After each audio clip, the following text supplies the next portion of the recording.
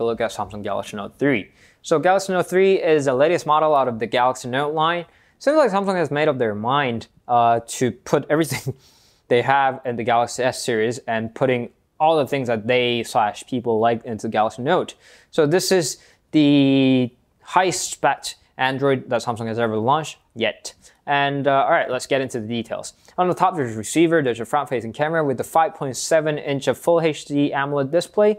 Menu, home, back. It doesn't seem like Samsung's ever gonna change that. They're sticking with it. On the right, there's a power key. On the left, there's a volume rocker and a terrestrial DMB antenna over here for your mobile tele tuner. Those of you who will buy the international model of the Galaxy Note 3 won't have that, so don't worry about that ugly antenna.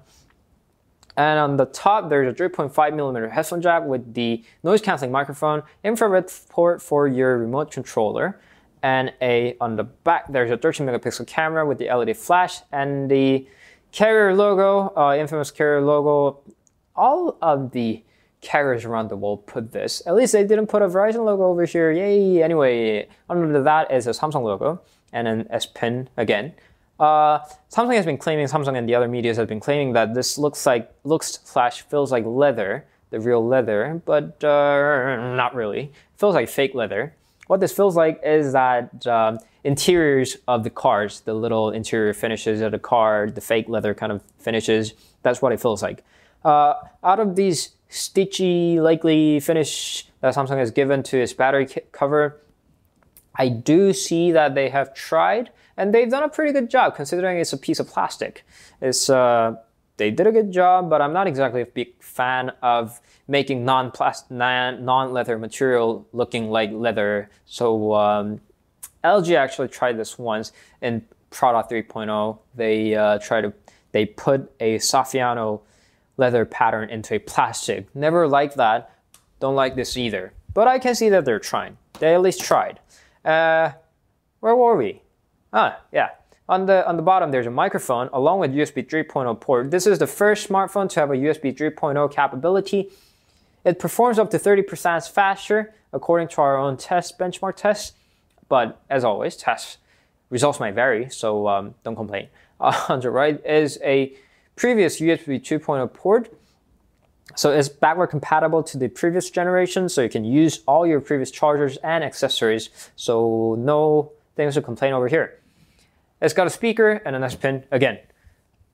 All right, let's before we get into the actual phone itself, let's do a little compare and contrast with the previous models of the Galaxy Notes. That's a Galaxy Note 2, and this is a Galaxy Note 1.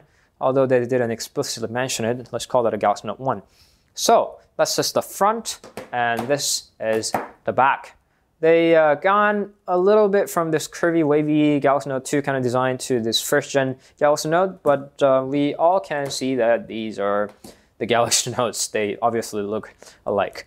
So the biggest difference that I see over here is, unexpectedly, S Pen now goes in both ways. You can flip it and store it back. That's one of the big things that I've noticed about the S Pen over Galaxy Note 3, and they put a lot of effort. As you pull the S Pen out of your phone, it gets you this window called Air Command. And out of those 5 things, there are 2 things that I really liked. One is called Scrapbooker, and the other thing is called Pen Window. So let's start with Scrapbooker, is that you can scroll on a certain part of the screen, and it will not only capture the screen, but it's gonna extract the text out of your screen that you captured and put a string over here, and you can put a memo. So what you can do over here is let's go to a playlist. Go to a playlist and tap on that little button over here and Scrapbooker and scroll that. And it's going to capture your screen of your area that you have selected, and it's going to have this text over here as well. So what you can do is you can tap on memo and say playlist, and then save that. And then you can also add a little tag over here, say songs, and then you're done. You can always check this out on your Scrap app of all the scraps that you had. And another thing that I mentioned as well is a pen window. So what you can do is tap on the pen window and you can draw a little square over here. No, more of a rectangle. And there are a certain number of apps. Not even all the Samsung apps could be launched over here, but there are a few apps, say phone. And you can launch another pen window and launch Chat On. Connect, and then you can change the size of the window over here. You can make it wider, you can make it narrower, and you can make it full screen as the app's designed to. You can minimize it. So this is like a little multitasking window out of PC or Mac. So this is another thing that it can do out of that, along with that multi-window to split the window in half. Let's close that. And another really interesting thing that they have added is you go to any part that you add a string, you put a text in, and you can hover your pen on it, and it will display a little button over here, and you can write on it. Say, let's try Angry Birds again. Angry Birds. No, not Raffle of Birds, no. I know my handwriting is bad. Say Angry Birds.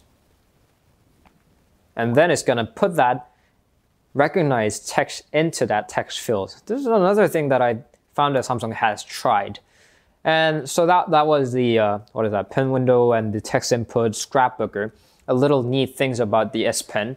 And another thing that I really liked about the Galaxy Note 3 is that it got brighter than the Galaxy Note 2. So this is in the full brightness, and so is the Galaxy Note 2 over here. Let's go to settings to check it out. Brightness, display, brightness, and it's in the full brightness. Both of the devices are in full brightness, and the screen is a lot brighter. Not a lot, but screen is definitely brighter on the Galaxy Note 3, and it also scrolls smoother too. And another thing that I like is, God, there are things that I like. And I never thought that TouchWiz was ever gonna get better, but they did improve a whole lot better than it first appeared. No, it wasn't the first time, but when it appeared in the Galaxy S2, now you can tap on an icon when you're moving it to another screen. It shows a little preview over here, so you can figure out how full the screen that you're about to reach is. So that's another neat feature that they have added. And the speaker and the sound quality and camera, let's play a little song over here, say Daft Punk.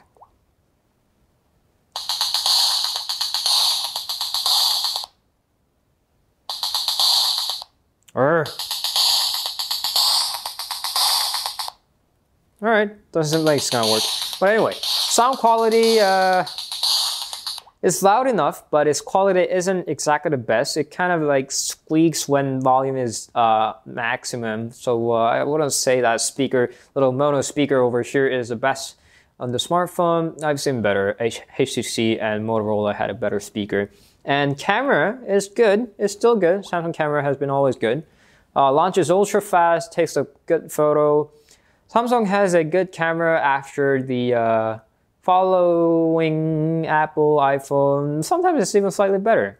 So camera has been good, and it still is. And one of the things that I really didn't like about the Galaxy Note series, as always, is I got a terrible handwriting, as we have all seen, and I don't like the big screens. I got small hands, and I don't like the big phones. That was the bottom line, period. But they added a little neat feature over here that called one-handed operation. Might not sound exactly new to everyone, but it's not the classic one-handed operation like keypad and like Samsung keyboard squishing into the left side or the right calculator. Who uses Samsung stock calculator and Samsung keyboard? What if you don't use Samsung keyboard? So they added a little feature called Use for All Screens. So what you can do over here is that you can come from the edge of the screen and get back to the end of the screen. Why can't I do this? And it's gonna squish your screen into a smaller version. And they were nice enough to include the soft keys in case you can't reach the ones in the bottom. So they added a little soft key, and it works perfectly in the smaller screen. And of course, you can make this larger make this smaller, make this larger, move it around, and of course put it back into the full screen mode. So they added a little neat feature for small people with small hands like me. So that's another thing that I really liked. So what is Galaxy Note 3 for? Who is Galaxy Note 3 for? Pretty much everyone. This is the best spec Android in the market, and it's kind of ugly. It's not exactly ugly, but it's not exactly the best looking phone in the market. But if you're fine with the design and this cheap leather, likely fake finish, and if you're fine with the big screen and a big phone, this is physically big too. Although it's got this little feature, this neat feature, it still is a big phone. So if you don't mind that, Galaxy Note 3 is well spec'd. It's probably the best spec'd. It's got a 5.7-inch full HD display, Snapdragon 800, and 3 gigs of RAM, like we see over here. Some of the storage is reserved for system storage. So despite that, the largest RAM in the market, and 13 megapixel camera and everything, and a 3200 milliamps of battery. This is the best spec Android in the market. So if you don't mind the size and the design, Galaxy Note 3 is probably for everyone, well, everyone who can afford it. So you won't be disappointed by the performance or the little details the Galaxy Note 3 gives, but it still isn't the beautiful phone. I want a beautiful phone, but this isn't beautiful. Anyway, that's my conclusion, and this was Under KG, as always, bringing you the fastest reviews on YouTube, at least in Korea, for the latest market and latest smartphone on the market. And as always, on the top here, there must be a subscribe button. Click on that to subscribe to our channel, and on the second line of the description over here should be a link taking you to our Facebook page.